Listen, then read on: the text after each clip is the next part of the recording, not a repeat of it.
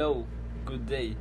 Today I will discuss to you the parts of analog and digital camera. Number 1. Shutter speed ISO. The shutter speed controls the amount of the light by the length of the time. Number 2. Shutter release button. A part of the camera which when pressed will keep that shutter in open position. Number 3. Film advance lever.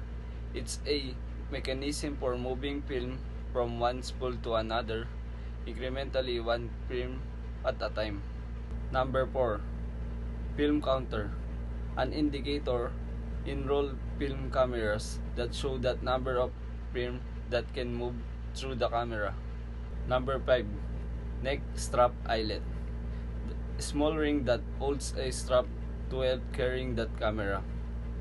Number 6. Hand grip. The primary purpose of hand grip is to improve ergonomics from more comfortable shooting. Number 7. Self-time lever. Self-time mode delay that shutter release and is useful for taking group shots that includes that photographer. Number 8. Lens release button. Unlocks that lens mount and allows to detach the lens. Number 9. Add shoe. A mounting point of the top of the camera to attach the flash unit that other comfortable accessories. Number 10.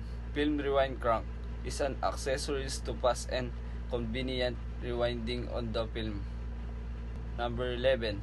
Film rewind knob allows the film lever to advance and reset your shutter certain while stimulately allowing the take up spool not move to advance the film. Number 12. Film speed window. The speed of the film dictates how much light of the film needs. Number 13. Aperture ring. Aperture to increase or decrease the opening of the aperture petals.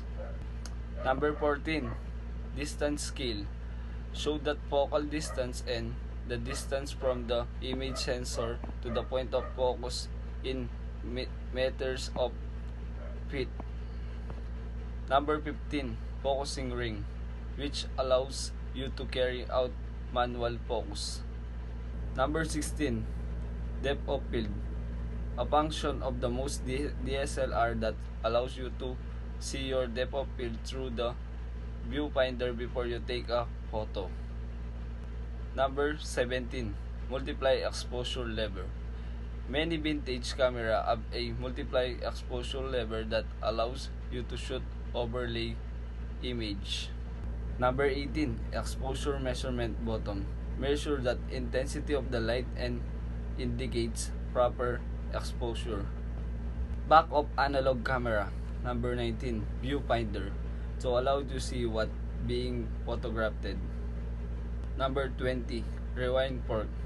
Engage that 35 mm film canister to rewind the film.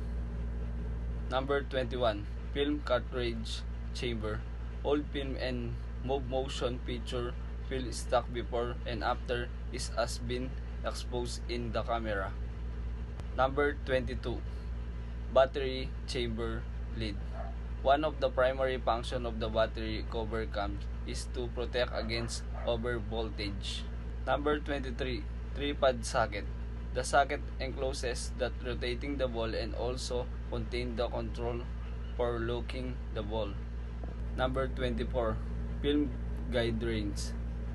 Regulate the position of the film drawn from a film cartridge chamber in spool chamber. Number 25. Film sprocket.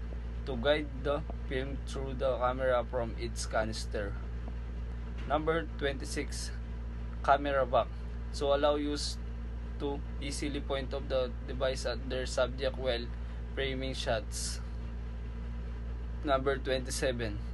Film pressure plates. To press the film without stretches, it is held in the flat in the focal plane on the camera. Number 28. Rewind button. Press to release your roll of film before winding the film back into the canister. Number 29. Film take up spool. Pick up the roll of film as it is exposed. Number 30. Film cartridge confirmation window. A part of 35mm SLR camera is located at the rear parts where you can see if the camera is loaded with film. Hello everyone, this is the front of digital camera. Number 1. Built-in flash. Produce a burst of light when triggered. Number 2. Flash button. Its main functionality is to force the flash to open before triggered. Number 3. Bracketing button. A technique that photographers use that capture the best possible photo. Number 4. Infrared. Detect the thermal energy then convert into an electrical signal, which is the process to produce an image. Number 5. Microphone. It may pick up unwanted noise such as wind, traffic, or camera handling. Number 6. Built-in microphone. The built-in microphone on the camera is designed to pick up the wide range of the sounds. Number 7. Lens release button. Unlock the lens mount allows you to detach the lens. Number 8. Connecting cover. Prevent accidentally contact with the live and electrical parts, but also protect against the ingress of dust. Cover of accessory internal and external.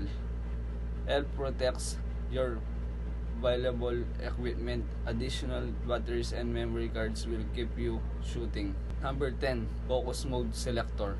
Use the focus mode selector to choose how to camera focuses manually. Use for camera as trouble focusing, use autofocus or to take. Number 11. AF mode. Determines how the camera focuses in autofocus mode. Number 12. Meter coupling lever. It tells the camera the aperture you have set on the lens when you're shooting with the lens without a CPU. Number 13. Mirror. The primary mirror is responsible for sending light of the pentarism and into a viewfinder. Number 14. USB connector. Connecting peripheral to computer or smartphones, allowing for data transfer, video display, the power delivered. Number 15. Video connector. Device to use connect to a monitor or display. It transmits video signal, allowing you to see output or larger screen. Number 16. HDMI mini pin connector. Carrying video and audio signal. This is connector type is commonly used for recording device, tablet, or other small device. Number 17. Accessories terminal is capable of providing power supply and control signal. Number 18. Microphone connector. Most commonly used on professional microphone, that common 3-pin XR connector in a standard for transferring balanced audio and professional audio equipment. Back of digital camera. Number 1. Viewfinder. Viewfinder is a eyepiece of a camera that you hold close to your eyes to allow you to see what being photographed. Number 2. Rubber eyes cap is a design to make use the viewfinder more comfortable and to the black streak light entering the camera viewfinder. Number 3. Delete button. The delete function will often have a dedicated button on the camera body. Number 4. Playback button. Allows you to play or review multimedia content as a video or audio. Number 5. Monitor. Monitor that attach the internally to a digital camera to aid with photographic and cinematography. Number 6. Menu. Press the menu button to access the camera external such as image quality. Number 7, white balance. The process of the setting of the color temperature of your video so that matches what our eyes see. Number 8, ISO sensitivity button. Adjust the camera sensitivity to light according to the amount of light available. Number 9, image quality. Describe how well a digital camera system perform when reducing an object or scenes. Number 10, diopter adjustment control. It raise or lower than eyepiece in order to adjust the focus on each eyes. This improve the magnification and also clarity. Number 11, AE-L and AF-L. Control both automatic exposure lock and automatic focus lock. You can control exactly how this button operates by changing its custom setting. Number 12, speaker. Speaker are electromagnetic wave that convert electromagnetic wave into sound wave. Number 13, command dial. The main command dial that can be used to choose the picture displayed during the full frame playback. Number 14, live view switch. Live view is an electronic version of the camera. It's seeing that camera takes the view captured by the sensor transmit into you live. Number 15, movie record button. The camera automatically select continuous AF for focus mode. Press to start the recording. A recording indicator V is displayed by recording in the process. Number 16, multi-selector. Figuring for different action with viewfinder photography, playback, live view. Number 17, memory card spot cover. Removable storage device which are used to digital camera to record that photo and video you capture. Number 18, OK button. This is used primarily for selecting menu items but on some camera. Number 19, infrared receiver. Detect it's the signal that camera to open the shutter. Focus selector lock. Also use to focus on the most important part of your scene that then all that focus while you response that shot. Ensure that final image has the. Number 21, memory card access lamp. It's there indicates that the camera is assessing that card, either that write data with shooting or read data with reviewing image.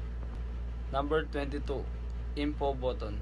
By pressing the info button a number of times, the LBC screen on back of the camera will be scrolling through a range of different shooting function setting.